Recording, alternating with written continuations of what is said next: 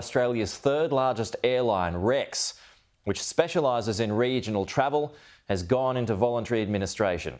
We're being assured, though, this morning that regional flights will still be maintained in some capacity. The company expanded into capital city routes after COVID, a decision which now looks as though it backfired. Joining us live now is the Treasurer, Jim Chalmers. Treasurer, good to see you. Thank you for your time this morning. So are you considering a bailout here at all?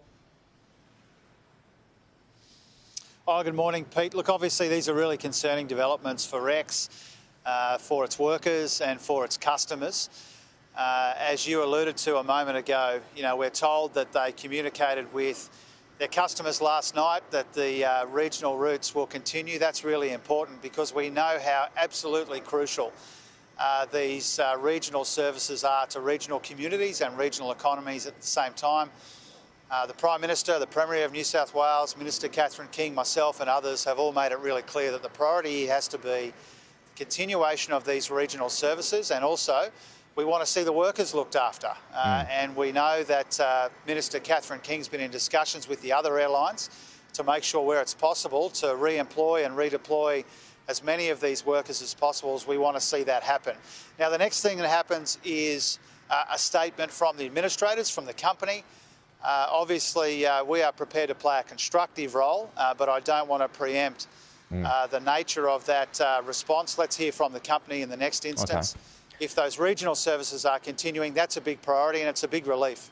So to guarantee Rex's survival in some form, would you bail it out if it's needed?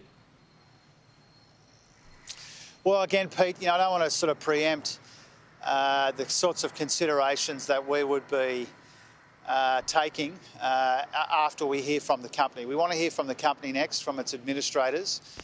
We know from developments overnight that those regional services will continue. That's as we understand it. That's a big relief.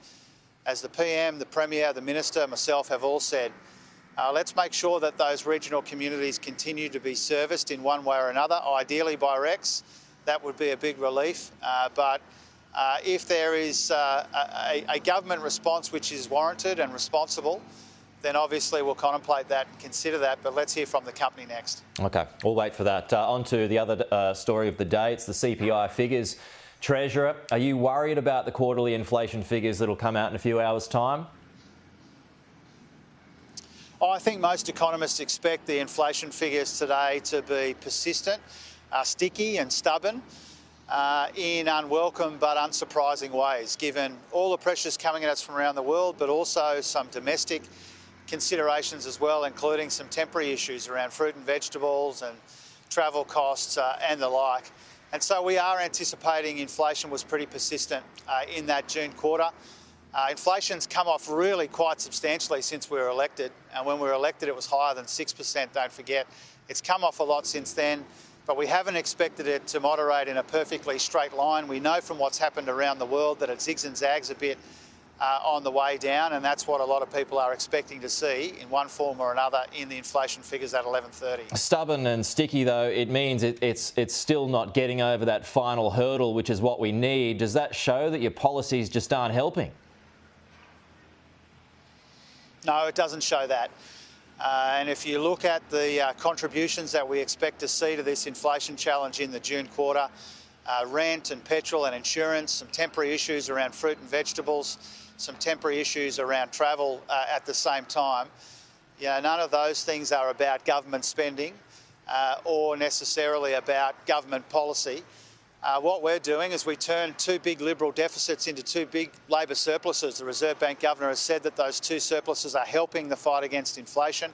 Similarly, the way that we've designed our cost of living help in a substantial and meaningful way, but also a responsible way, to put downward pressure on energy prices, downward pressure on rent, and to provide those tax cuts for every taxpayer in a way that doesn't add additional pressure on inflation beyond the tax cuts that they replaced. And so we're going about this in the most responsible way that we can. There's a lot of factors at play here. Our political opponents want to pretend that it's about government spending. They don't understand that some billions of dollars in cost of living relief is not the primary determinant of prices in our economy. Our economy is a $2.6 trillion economy. there's a lot of factors at play here, and we expect to see that at 11:30. Just despite everything that you've just said there, we're still potentially looking at another rate rise this year, Treasurer. Now we've got more businesses that are closing than ever before, some 11,000 a year now. How do you explain to those businesses and those families that you are doing all that you can? I'd say to those businesses, and I'd say to Australians more broadly, that we've got to get on top of this inflation challenge without smashing the economy, without smashing businesses, and without smashing the labour market. That's businesses our job. are getting it's also smashed, though. The Reserve Bank's job. We understand that, and that's why we're rolling out substantial and meaningful relief in a responsible way. Small business relief, in addition to cost of living relief for the broader Australian community. We know that people are under pressure. We know that higher interest rates have been part of that challenge. And we don't give free advice to the Independent Reserve Bank. They'll make their considerations across a whole range of issues, not just today's inflation figures. My job is to manage the budget responsibly. We've been doing that, turning those Liberal deficits into Labor surpluses, to provide that cost of living relief, whether it's a tax cut for every taxpayer, energy bill relief for every household, cheaper medicines, rent assistance, and in other ways, to do that in the most responsible way that we can, recognising the pressures that people are under, responding to those pressures, but making sure that we're part of the solution to persistent inflation rather than part of the problem. It's not unusual to see inflation, even though it's moderated a lot in Australia since we came to office.